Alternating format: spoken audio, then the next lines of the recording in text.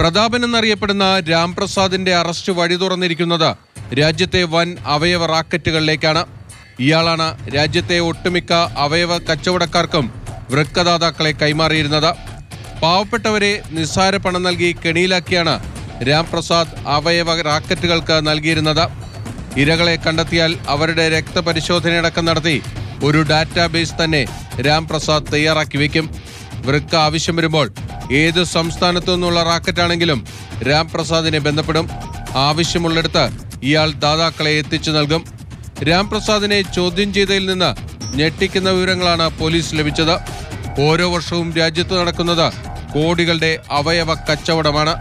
പശ്ചിമബംഗാൾ, മധ്യപ്രദേശ്, കർണാടക, തമിഴ്നാട് എന്നിവിടങ്ങളിലെ വൃക്ക കച്ചവടക്കാരെക്കുറിച്ചുള്ള തെളിവുകളും പോലീസിന് കിട്ടിയിട്ടുണ്ട്.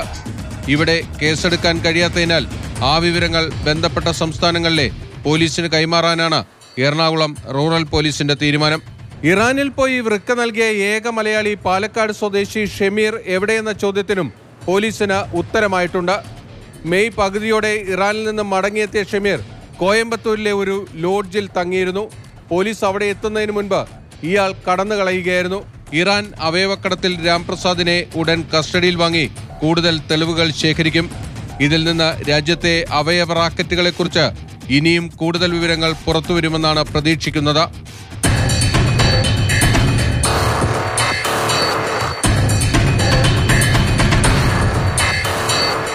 ബിനിൽ, മാതൃഭൂമി ന്യൂസ്, കൊച്ചി.